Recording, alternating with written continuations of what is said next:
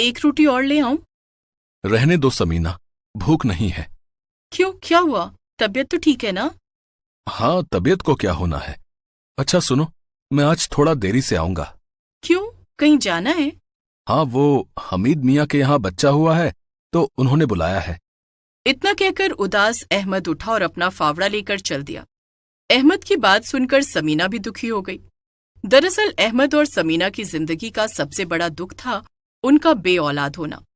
शादी के 10 सालों बाद भी समीना की गोद सुनी थी और यही दुख इन दोनों को खाए जा रहा था। या अल्लाह, हमें और कुछ नहीं चाहिए, न दौलत न शोहरत, बस मेरी गोद भर दो। समीना ने दोनों हाथ फैलाकर ये गुहार लगाई थी। उधर अहमद भी अपने खेत की तरफ बढ़ रहा था। उसके खेत को जाने वाला रास्ता जंगल से होकर जाता था और दूसरी तरफ पहाड़ था, यानी रास्ता बहुत खतरनाक था। पर अहमद का रोज का आना जाना था, इसीलिए वो बेफिक्र चला जा रहा था। तभी अचानक अहमद को जंगल से किसी बकरी के चिल्लाने की आवाज आई। अहमद ने बड़ी हिम्मत की और अपना फावड़ा मजबूती से पकड़कर जंगल के अंदर पहुंच गया। थोड़ी ही दूरी पर उसने देखा कि वहां एक बकरी मरी पड़ी है और सामने ही एक खूंखार शेर खड़ा है। या अल्लाह, इतना बड़ा शेर! लगता है आज यकीनन मेरी मौत लिखी है। या अल्लाह, मदद कर। अगले ही पल शेर ने अहमद पर छलांग लगा दी, पर अहमद ने फौरन अपने फावड़े से शेर के मुंह पर वार कर दिया, जिससे शेर दूर जा गिरा और किसी भीगी बिल्ली की तरह वहां से भाग निकला। फिर अहमद बकरी के पास गया। शेर उसे मार चुका था। अहमद दुखी मन से वहां से लौटने लगा, लेकिन तभी उसे एक मेमने के कराहने की आवाज आई। वो आवाज बहुत ही कमजोर और घबराई सी थी। अब लगता है शेर ने बकरी को तो मार दिया, लेकिन वो इसके मेमने को नहीं देख पाया। कितना प्यारा बच्चा है। ऐ खुदा, मैं इस बच्चे को यतीम नहीं छोड़ सकता। हाँ, इसे मैं अपने साथ लेकर जाऊंगा। अहमद उस मेमने को लेकर खेत चला गया। वहां उसने ढेर सारी पत्तियां उस मेमने को खाने को दी और जो रोटियां समीना ने उसके लिए बांधी थी वो भी उसने मेमने को ही खिला दी। मेमना इतना भूखा था कि झट से सारी पत्तियां और रोटियां खा गया। अहमद उसे देखकर बस मुस्कुराता ही रहा। फिर खेत पर काम करने के बाद शाम को वो उस मेमने को साथ घर लेकर लौटा। और फिर ये कहां से मिल गया आपको? शायद मेरी किस्मत में था। शेर को हराकर ये मेमना बचाकर लाया हूं मैं। शेर को हराकर? अच्छा मजाक था। अच्छा, वो हामिद मियाँ के यहाँ गए थे क्या आप? ओहो, मैं तो भूल ही गया। पहले इसे जंगल से बचाया और फिर खेत में काम करते करते कब शाम हो गई पता ही नहीं चला। कल चला जाऊंगा पक्का। अच्छा, अब बातें बाद में, पहले खाना लगा दो। ये मेमना मेरी सारी रोटियां खा गया था। अच्छा जी, ये इतना सा बच्चा सारी रोटियां खा गया? इसकी भोली शक्ल पर मत जाना। रोटियों के साथ साथ ढेर सारी पत्तियां भी खा गया था। बड़ा भुक्खड़ है ये मेमना, लेकिन जो भी हो, है बहुत प्यारा। उस मेमने को देखकर अहमद और समीना दोनों ही बहुत खुश थे। और अगले दिन, अजी सुनिए, एक बार यहाँ तो आइए। हाँ, क्या हुआ? आप कल इसी मेमने को लाए थे ना? अरे बाप रे, ये है तो वही, पर ये एक रात में इतना बड़ा कैसे हो गया? समीना और अहमद उस मेमने को देखकर हैरान थे। एक रात पहले तक समीना जिस छोटे से मेमने को गोद में बिठाकर प्यार कर रही थी, वो अगले दिन ही एक जवान बकरे के बराबर का हो गया था। इसी तरह कुछ दिन और बीते और वो मेमना देखते ही देखते एक बहुत बड़े बकरे में बदल गया। अड़ोस पड़ोस में सभी को लगा कि अहमद बकरीद में कुर्बानी के लिए वो बकरा खरीद कर लाया है, पर उन्हें क्या मालूम था कि ये बकरा सिर्फ 5 दिन पहले एक मेमना था। फिर एक दिन जब अहमद बकरे की रस्सी हाथ में लिए अपने खेत की तरफ जा रहा था, तभी रास्ते में, अरे अहमद मियाँ, वाह क्या शानदार बकरा है, पर थोड़ा जल्दी नहीं खरीद लिए? अभी तो बकरीद बहुत दूर है। अब्दुल मियाँ, ये कुर्बानी के लिए नहीं है। हैं? तो फिर इसका क्या करोगे भाई? ये मेरे बेटे जैसा है। पागल हो गए हो क्या अहमद? भला एक बकरा कैसे किसी इंसान का बेटा हो सकता है? अहमद ने गुस्से से अब्दुल को देखा और वहां से चला गया। जैसे ही वो खेत पहुंचा तो उसने देखा कि वहां एक बहुत बड़ा पत्थर उसके खेत के बीचों बीच पड़ा था। अहमद समझ गया कि हो ना हो वो पत्थर पास वाले पहाड़ से लुढ़क कर ही आया है। अहमद ने उस पत्थर को हटाने की बहुत कोशिश की, लेकिन वो उससे नहीं हटा। तभी अचानक बकरा उस पत्थर की तरफ दौड़ा। उसने पत्थर पर अपना माथा टिकाया और पूरी ताकत से उसे धकेलने लगा। जो पत्थर अहमद हिला भी नहीं पा रहा था, वो बकरा उसे धीरे धीरे ही सही पर खेत के कोने तक ले गया। अहमद ये देखकर चौंक गया। और फिर उसी शाम, समीना इधर आओ, आज पता है क्या हुआ? अब फिर कोई शेखी मत बघाड़ने लग जाना। अरे आज मैंने नहीं, तुम्हारे बेटे ने कमाल कर दिया। अहमद ने समीना को सारी बात बताई तो समीना भी हैरान रह गई। उसने झट से बकरे को गुड़ खिलाया और कहा, या अल्लाह, नजर ना लगे मेरे बेटे को। वक्त ऐसे ही गुजरता गया और 1 महीने बाद वो बकरा किसी घोड़े के बराबर हो गया था। पूरा गांव उसे देखने उमड़ पड़ा। हर कोई उसे देखकर हैरान था। वाकई अहमद मियाँ, इस बकरे में कुछ तो बात है। इतना बड़ा बकरा मैंने कभी नहीं देखा। अल्लाह की नेमत है तुम पर। सोचो, इसका गोश्त बनेगा तो पूरा गांव आराम से खाएगा। इससे पहले कि मैं तुझे पटक पटक कर मारूं, चला जा यहां से, वरना तेरा गोश्त पकाकर अपने बकरे को खिला दूंगा मैं, समझा? अहमद का गुस्सा देखकर उसका पड़ोसी अब्दुल वहां से भाग निकला और फिर अहमद ने समीना से कहा, समीना, हमने इसका कोई नाम तो रखा ही नहीं। अब सुल्तान कहकर पुकारेंगे इसे, क्यों, ठीक रहेगा ना? ये सब चल ही रहा था कि अब्दुल भागा भागा फिर से आया और फिर, नहीं अहमद भाई, वो मेरा बेटा, मेरा करीम, वो खेलते खेलते जंगल में चला गया है। खुदा के वास्ते कोई मेरे साथ चलो, मेरे करीम को बचाने। अब्दुल की बात सुनकर सबने कदम पीछे खींच लिए। सब जंगल के खूंखार शेर के बारे में जानते थे और कोई भी उस शेर के सामने जाने की हिम्मत नहीं कर पा रहा था। लेकिन ठीक उसी वक्त अहमद अपने सुल्तान पर सवार हुआ और जंगल की तरफ बढ़ गया। सुल्तान घोड़े की तरफ तेज भाग रहा था। फिर जंगल पहुंचते ही अहमद ने देखा कि करीम के ठीक सामने वही खूंखार शेर खड़ा था और उसे देखते ही सुल्तान को भी याद आ गया कि कैसे उसी शेर ने उसकी माँ को मारा था। शेर ने भी अब तक बच्चे को छोड़ अहमद पर छलांग लगा दी, लेकिन बीच में ही सुल्तान ने अपने पैनी सींगों से शेर का पेट चीर दिया। उसी पल शेर ढेर हो चुका था। वाह मेरे सुल्तान, बहुत खूब, शाबाश मेरे बच्चे। उधर जंगल के बाहर पूरा गांव इंतजार में था। तभी सुल्तान बाहर आया, जिसकी पीठ पर अहमद और अब्दुल का बेटा करीम थे और पीछे रस्सी से बंधा शेर, जिसे सुल्तान घसीटते हुए ला रहा था। हर कोई सुल्तान की तारीफ कर रहा था और समीना फख्र से अपने पति और अपने बेटे को निहार रही थी।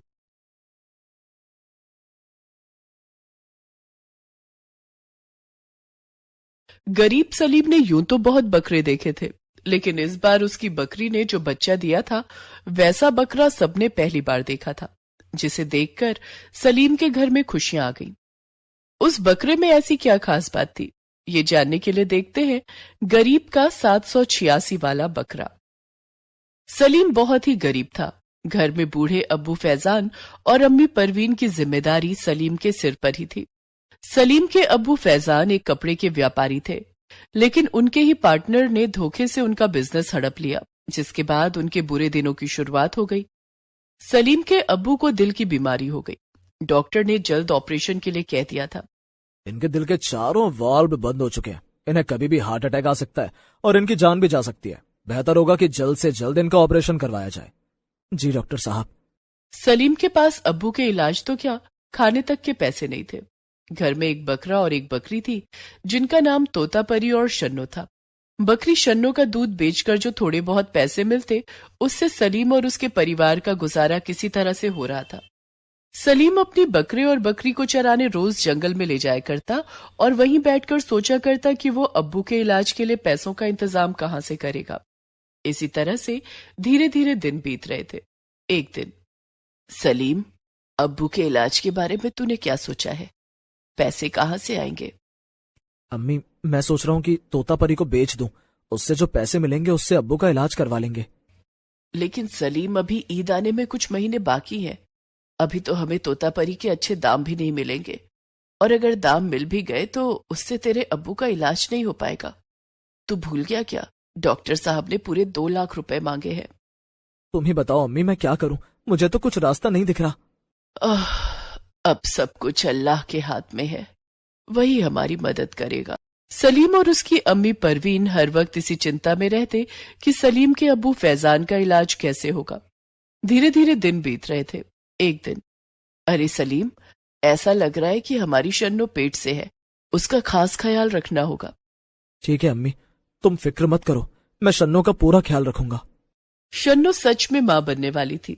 सलीम उसका बहुत ख्याल रखता और उसे भरपेट खिलाता पिलाता। कुछ महीनों के इंतजार के बाद शन्नू ने एक बकरे को जन्म दिया। परवीन, फैजान और सलीम तीनों बहुत खुश हुए। सलीम नवजात बकरे को गोद में लेकर परवीन के पास आया और बोला, अम्मी, हमारे घर में नया मेहमान आ गया है, इसका स्वागत नहीं करोगी? परवीन ने बड़े प्यार से नन्हे बकरे को अपनी गोद में लिया।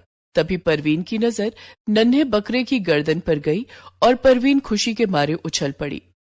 ये बकरा नहीं, ये तो अल्लाह ने हमें बड़ा खूबसूरत तोहफा दिया है। अल्लाह ने हमारी सुन ली और हमारे घर में रहमतों की बरसात कर दी। ऐसा क्या हो गया अम्मी? इसकी गर्दन पर देख क्या लिखा है। सलीम ने नन्हे बकरे की गर्दन पर देखा तो उस पर 786 लिखा हुआ था। ये देखकर सलीम भी बहुत खुश हुआ। वाकई अम्मी, ये तो अल्लाह का कोई चमत्कार है। हम इस बकरे का नाम शाहरुख रखेंगे। हाँ सलीम, और अब तुम्हें शाहरुख के खाने पीने का खास ख्याल रखना है। कुछ महीनों के बाद ईद आने वाली है। शाहरुख के दाम हमें लाखों में मिलेंगे। अम्मी, तुम बिल्कुल ठीक कह रही हो। हमें ऐसे लोगों की बुरी नजरों से भी बचाकर रखना होगा। उस दिन सारे मोहल्ले में ये बात फैल गई कि सलीम की बकरी शन्नू ने एक बकरे को जन्म दिया है, जिसकी गर्दन पर 786 लिखा हुआ है। सभी लोग उस नवजात बकरे को देखने के लिए आने लगे। अरे सलीम, ये बकरा तुम्हारे और तुम्हारे परिवार के लिए किसी दुआ से कम नहीं है। तुम पर अल्लाह की बड़ी मेहरबानी हुई है, इसे संभाल कर रखना। तुम सही कह रहे हो रहमान चाचा। एक एक करके लोग आते और बकरे शाहरुख को देखने लगते। आने जाने वाले लोग बकरे को देखने के बदले में सलीम को कुछ पैसे भी देकर जाने लगे।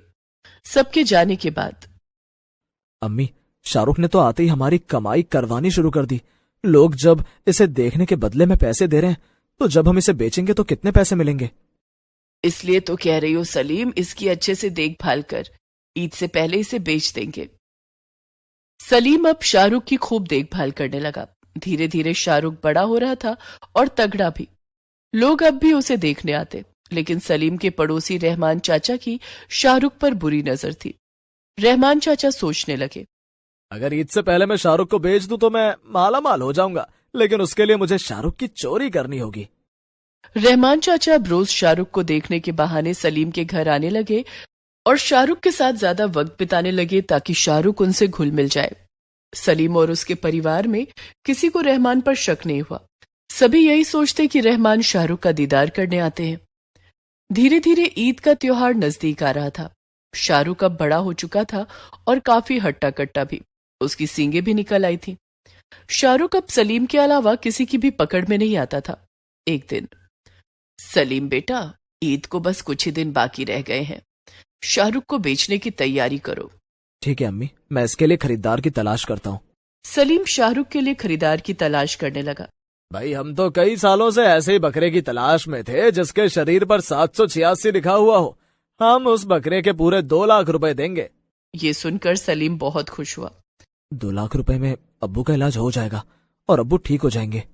सलीम ग्राहक से कहता है, ठीक है भाई साहब, आप कल सुबह पैसे लेकर मेरे घर आ जाना और बकरा ले जाना। सलीम एक कागज के टुकड़े पर अपना पता लिखकर उस आदमी को दे देता है। दूसरे दिन सुबह सलीम ने शाहरुख को नहला धुला कर तैयार कर दिया। आज तुझे खरीदने के लिए ग्राहक आ रहा है, आज तू हमसे दूर हो जाएगा। सलीम शाहरुख को गले से लगा लेता है और उसे भरपेट खाना खिलाता है। उसके बाद सलीम खुद भी नहाने के लिए गुसलखाने में चला जाता है। इसी बीच दीवार के उस पार छिपकर रहमान चाचा सब कुछ देख और सुन रहे थे। तो आज शाहरुख बिकने वाला है, लेकिन मैं ऐसा नहीं होने दूंगा। शाहरुख को तो मैं ही बेचूंगा। रहमान चाचा चुपके से सलीम के घर में घुस आते हैं और शाहरुख को बड़े प्यार से पुचकारते और सहलाते हैं। जब उन्हें विश्वास हो जाता है कि शाहरुख उनका विरोध नहीं करेगा, तब वो शाहरुख के गले की रस्सी खूंटे से खोल देते हैं और शाहरुख को अपने साथ लेकर चले जाते हैं। थोड़ी देर बाद वो ग्राहक 2 लाख रुपए लेकर सलीम के घर आता है और सलीम को आवाज देता है, क्या सलीम का घर यही है? ग्राहक की आवाज सुनकर सलीम घर से बाहर आता है और ग्राहक से कहता है, आइए आइए मालिक। लेकिन तभी सलीम की नजर घर के चौखट पर बंधे शाहरुख के खूंटे पर जाती है। सलीम ने देखा कि खूंटे की रस्सी खुली हुई थी और शाहरुख गायब था। अब तो सलीम फूट फूट कर रोने लगा। सलीम के रोने की आवाज सुनकर परवीन घर के बाहर आई। क्या हुआ सलीम, रो क्यों रहे हो? कोई शाहरुख को चुरा ले गया। परवीन ने भी देखा कि वहां शाहरुख नहीं था। या खुदा, तू इतना बेरहम क्यों है? सलीम बेटा, अब तेरे अब्बू का इलाज कैसे होगा? सलीम ने उस ग्राहक से कहा, हमें माफ कर दीजिए मालिक, हमारा तो बकरा ही चोरी हो गया। आप चाहे तो हमारे तोता परी को ले जाए। नहीं नहीं, मुझे तो शाहरुख ही चाहिए। लेकिन अब कोई बात नहीं, मैं चलता हूँ। अगर शाहरुख मिल जाए तो मुझे बता देना, मैं फिर आ जाऊंगा। इतना कहकर वो ग्राहक वहां से चला गया। इधर रहमान चाचा शाहरुख को लेकर बकरा मंडी में आ गए। आज इस शाहरुख को मैं बेच दूंगा लाखों रुपए में। बकरा मंडी में ग्राहक बकरों की बोली लगा रहे थे। वहां लोगों और बकरों की काफी भीड़ लगी हुई थी। भीड़ देखकर शायद शाहरुख को गुस्सा आ गया। गुस्से में शाहरुख ने अपनी बड़ी सी सींग रहमान चाचा के पेट में दे मारी, जिससे रहमान चाचा दूर जा गिरे। या खुदा, ये बकरा या शेर, इसने तो मेरे पेट की अंतड़ियों में अपने सींग घुसेड़ दिए। रहमान चाचा संभलने की कोशिश कर ही रहे थे कि शाहरुख ने उन्हें अपनी जोरदार सींग से फिर मारा। रहमान चाचा वहीं लुढ़क कर गिर गए, जिसके बाद शाहरुख दौड़ता हुआ सलीम के घर की तरफ जाने लगा। इधर बकरा मंडी में किसी ग्राहक की नजर शाहरुख की गर्दन पर पड़ गई और उसने शाहरुख के गर्दन पर लिखा हुआ 786 देख लिया। या अल्लाह, ये किसका बकरा है? ये बकरा मुझे हर कीमत पर चाहिए। वो ग्राहक भी शाहरुख के पीछे पीछे दौड़ने लगा। आगे आगे शाहरुख और पीछे पीछे ग्राहक। शाहरुख सीधा सलीम के घर पर जाकर रुका। उसके पीछे पीछे वो ग्राहक भी सलीम के घर पहुंच गया। शाहरुख ने घर के बाहर से आवाज लगाई। शाहरुख की आवाज सुनकर सलीम और परवीन घर से बाहर निकले। शाहरुख को अपने सामने देखकर दोनों बहुत खुश हुए। शाहरुख, तू आ गया। मुझे पता था तू मेरे पास जरूर आएगा। तभी उस ग्राहक ने सलीम से कहा, ये आपका बकरा है क्या? जी साहब, ये मेरा बकरा है। आप इस बकरे को बेचना चाहते हो? हाँ साहब, हम इसे बेचना चाहते हैं। हमें एक साहब इस बकरे के पूरे 2 लाख देने के लिए तैयार थे, लेकिन तभी किसी ने बकरे की चोरी कर ली। मैं इस बकरे के लिए आपको पूरे 5 लाख रुपए दूंगा। आप ये बकरा मुझे बेच दो। 5 लाख रुपए सुनकर सलीम और परवीन के होश उड़ गए। सलीम ने जल्दी से शाहरुख को बेचने के लिए हाँ कर दी। ठीक है, मैं अभी थोड़ी देर में पैसे लेकर आता हूँ।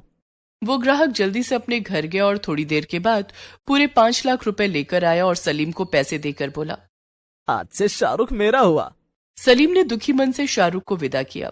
5 लाख रुपए लेकर सलीम घर के अंदर आया और परवीन को पैसे देकर बोला, अम्मी, कल ही अब्बू का ऑपरेशन करवा दूंगा और बाकी बचे हुए पैसों से अपना कुछ नया धंधा शुरू कर लेना। इस बार ईद पर अल्लाह की रहमत हुई है। हाँ अम्मी, तुम ठीक कह रही हो। दूसरे दिन ही सलीम ने अस्पताल जाकर अब्बू को दाखिल करवा दिया और डॉक्टर को 2 लाख रुपए भी दे दिए। उन पैसों से सलीम के अब्बू फैजान का ऑपरेशन भी हो गया। बाकी बचे पैसों से सलीम ने अपने लिए एक कपड़े की दुकान खोली और अपना बिजनेस फिर से शुरू किया। अल्लाह के फजल से सलीम और उसके परिवार के अच्छे दिन वापस आ गए और उनकी ईद भी रोशन हो गई। कुछ महीनों के बाद सलीम के अब्बू फैजान भी स्वस्थ हो गए।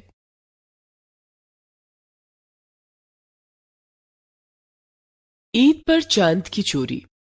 ईद आने वाली थी और सभी लोग चांद के निकलने का इंतजार कर रहे थे। लेकिन काफी इंतजार के बाद भी जब चांद नहीं निकला तो सभी उदास हो गए। किसी को नहीं पता था कि चांद कहाँ है। आखिर चांद के साथ क्या हुआ, ये जानने के लिए देखते हैं ईद पर चांद की चोरी। ईद का त्योहार नजदीक था। पूरे चांद नगर में रौनक थी। सेवइयों, मावों और खाने पीने की चीजों से बाजार भरे पड़े थे। औरतें, बच्चे सब खरीदारी कर रहे थे। भैया, वो हरी वाली चूड़ी दिखाना। ये लो बहन जी। औरत चूड़ी पहनकर देखती है। उसके साथ उसकी छोटी सी बेटी भी है। अम्मी, ये चूड़ी आपके शरारा सेट के साथ बहुत जचेगी। ये आप ले लो और मेरे लिए वो गोल्डन कलर वाली चूड़ी ले लो। हाँ श्री, मैं ये हरी वाली और तेरे लिए लाल वाली दोनों चूड़ियां ले लेती हूँ। चारों तरफ खुशियां ही खुशियां थी। लोग ईद के जश्न की तैयारियों में जुटे हुए थे। लेकिन हर बार की तरह इस बार भी नवाब साहब की हवेली में मातम छाया हुआ था। नवाब साहब को पैसों की कोई कमी नहीं थी। चांदनगर में रहने वाले सभी लोग अपनी जरूरतों पर नवाब साहब से ही मदद मांगने आया करते। लेकिन नवाब साहब और उनकी बेगम नगमा को एक ही बात का दुख था। उनका इकलौता बेटा हैदर जन्म से ही एक मंदबुद्धि बच्चा था। शुरू शुरू में तो किसी को कुछ समझ नहीं आया, लेकिन जैसे जैसे हैदर बड़ा होने लगा उसकी हरकतें सामान्य बच्चों से बहुत अलग होने लगी। नवाब साहब ने बड़े बड़े अस्पतालों के चक्कर लगाए और बड़े बड़े डॉक्टरों से इलाज करवाया, लेकिन कोई फायदा नहीं हुआ। हैदर का मानसिक संतुलन धीरे धीरे और बिगड़ता जा रहा था। अब हैदर 5 साल का हो चुका था। बेगम, अपने इकलौते बेटे की यह हालत अब मुझसे देखी नहीं जाती। मेरा भी यही हाल है। जब भी मैं उसे देखती हूँ मेरा कलेजा फट जाता है। न जाने हमारे बाद उसका क्या होगा। अल्लाह ने हमारे साथ इतना बड़ा अन्याय क्यों किया। तभी नवाब साहब का वफादार नौकर शमशेर वहां आता है और नवाब साहब से कहता है, मालिक, आपने सब जगह छोटे मालिक का इलाज करा लिया। देश विदेश के डॉक्टरों ने भी नाउम्मीदी ही दिखाई। अब मेरी एक छोटी सी गुजारिश मान लें। बोलो शमशेर। शहर के बाहर जंगलों में एक बहुत पहुंचे हुए फकीर आए हैं और वहीं अपनी झोपड़ी बनाकर रह रहे हैं। सुना है वो बड़ी से बड़ी बीमारी भी ठीक कर देते हैं। अब छोटे मालिक को लेकर वहां चलिए। अल्लाह ने चाहा तो इस बार आपकी ईद भी रोशन हो जाएगी। मुझसे आपकी और मालकिन की मायूसी देखी नहीं जाती। नहीं शमशेर, जब बड़े बड़े डॉक्टर कुछ नहीं कर पाए तो एक फकीर क्या करेगा। वैसे भी मैं इन सब में विश्वास नहीं करता। नवाब साहब तो वहां जाने को राजी ही नहीं थे, लेकिन मां का दिल कहाँ मानता। नगमा बेगम ने जैसे ही शमशेर की बात सुनी, वो नवाब साहब से फकीर के पास चलने की जिद करने लगी। चलिए ना, एक आखिरी कोशिश और कर लेते हैं, शायद हमारा हैदर ठीक हो जाए। मुझे हैदर के भविष्य की बहुत चिंता हो रही है। बेगम की जिद के आगे नवाब साहब झुक गए और फकीर के यहाँ चलने के लिए तैयार हो गए। मालिक, हमें आज रात ही वहां जाना होगा। वो फकीर दिन में किसी से नहीं मिलता। ठीक है, चलने की तैयारी करो। उसी रात नवाब साहब अपनी बेगम और अपने इकलौते बेटे हैदर को गाड़ी में लेकर फकीर के पास पहुंचे। शमशेर भी उन लोगों के साथ था। जब चारों फकीर की झोपड़ी में पहुंचे तो उन्हें देखते ही फकीर ने कहा, टोटका किया है, किसी रिश्तेदार ने टोटका किया है, बच्चे की जान को खतरा है। नवाब साहब की बेगम दौड़कर फकीर के पैरों पर गिर गई और रोते हुए बोली, किसने टोटका किया है? आप जल्दी उसका नाम बताइए। नाम जानकर अब कुछ नहीं हो सकता। जल्दी बच्चे का इलाज करना होगा, नहीं तो इसकी जान भी जा सकती है। तो आप इलाज शुरू कीजिए बाबा, हम आपको पैसों में तौल देंगे। इसका इलाज साधारण नहीं है, इसे चांद का चूर्ण खिलाना होगा। चांद का चूर्ण? हाँ, चांद का चूर्ण। लेकिन चांद का चूर्ण कैसे मिलेगा बाबा? चांद तो आसमान में है। चांद की चोरी करनी होगी। चांद की चोरी की बात सुनकर सब हैरान रह गए। अब नवाब साहब से चुप नहीं रहा गया। लेकिन चांद की चोरी कैसे होगी और चांद की चोरी करेगा कौन? मैं करूंगा चांद की चोरी, लेकिन इसके लिए मुझे आपकी आधी जायदाद चाहिए। आधी जायदाद? हाँ हाँ बाबा, आधी क्या, हम आपको अपनी पूरी जायदाद दे देंगे। आप बस हमारे बच्चे को ठीक कर दीजिए। ये क्या कह रही हो बेगम? हमारे लिए हैदर से बढ़कर कुछ भी नहीं है, आप मान जाइए। बाबा ने आधी जायदाद ही तो मांगी है। बेगम के आगे नवाब साहब कुछ नहीं बोल पाए। बाबा, आप चांद की चोरी करेंगे कैसे? ईद से ठीक एक दिन पहले चांद की चोरी होगी और ईद वाले दिन बच्चे को चांद का चूर्ण खिलाना होगा, तभी बच्चा ठीक हो पाएगा। बाबा, 2 दिन बाद ही ईद है। मैं कल रात चांद की चोरी करूंगा, लेकिन उससे पहले 10 लाख रुपए मेरी झोपड़ी में पहुंचा देना। चांद तक पहुंचने के लिए सीढ़ी बनानी होगी, उसमें काफी खर्चा आएगा क्योंकि चांद बहुत दूर है। ठीक है बाबा, हम अभी आपके पास 10 लाख रुपए भिजवा देंगे। नवाब साहब को फकीर कुछ ठीक नहीं लग रहा था, लेकिन इकलौते बेटे के ठीक होने के लालच में शायद उनकी अक्ल पर भी पर्दा पड़ गया था। चारों घर आ गए और नवाब साहब ने नौकर शमशीर के हाथों फकीर के पास 10 लाख रुपए भिजवा दिए। दूसरे दिन उस फकीर ने एक कागज पर चांद की तस्वीर बनाई और उसे सामने रखकर जादू टोना करता रहा। रात हो गई, चांद भी निकल आया। सारे लोग खा पी कर सो गए। तभी वो फकीर अपनी झोपड़ी से बाहर निकला और आसमान में चांद की ओर देखकर कुछ बुदबुदाने लगा, और तभी अचानक चांद बहुत छोटा होता गया। धीरे धीरे चांद सिकुड़कर एक बिंदी के जैसा छोटा हो गया और आसमान से गायब हो गया। उसके बाद जब वो फकीर अपनी झोपड़ी के अंदर आया तो उसने देखा कि जिस कागज के टुकड़े पर उसने चांद की तस्वीर बनाई थी, असली चांद भी उसी तस्वीर पर रखा हुआ था। फकीर ने असली चांद को झट से कागज की पुड़िया में बांध लिया और हंसते हुए बोला, मैंने चांद की चोरी कर ली, अब इसका चूर्ण बनाऊंगा। उस रात फकीर सो गया। अगली सुबह वो कागज की पुड़िया में चांद लेकर नवाब साहब के घर पहुंचा। नवाब साहब, मैंने चांद की चोरी कर ली है। अब परसों यानी ईद वाले दिन इसका चूर्ण बनाऊंगा और तब आप चांद का चूर्ण छोटे नवाब को खिला देना। तब तक इस चांद को अपनी हवेली में सुरक्षित रख लो। फकीर की बात सुनकर नवाब साहब की बेगम ये सोचकर बहुत खुश हो जाती है कि अब उनका इकलौता बेटा हैदर ठीक हो जाएगा। नगमा बेगम फकीर के हाथ से चांद लेते हुए कहती है, हाँ हाँ बाबा, हम इस चांद को छिपा कर रख लेंगे और परसों इसे लेकर आपके पास आ जाएंगे। ठीक है। फकीर वहां से चला जाता है और नवाब साहब की बेगम नगमा चांद को छिपा कर रख देती हैं। उस रात सारा शहर ईद का चांद देखने का इंतजार कर रहा था, लेकिन चांद तो दिखाई ही नहीं दिया। अरे सुलेमान भाई, आज ईद का चांद नहीं दिखाई दे रहा। कल हम ईद का त्योहार कैसे मनाएंगे? मैं भी वही देख रहा हूँ भाईजान, जाने चांद कहाँ छिप गया। आसमान में बादल भी नहीं है। सभी घरों में औरतें बच्चे टकटकी लगाए आसमान की तरफ निहारते रहे कि चांद दिख जाए। चांद कहीं नजर नहीं आ रहा। लग रहा है अल्लाह ताला हमसे नाराज है, इसीलिए चांद को हमसे छिपाकर कहीं दूर भेज दिया है।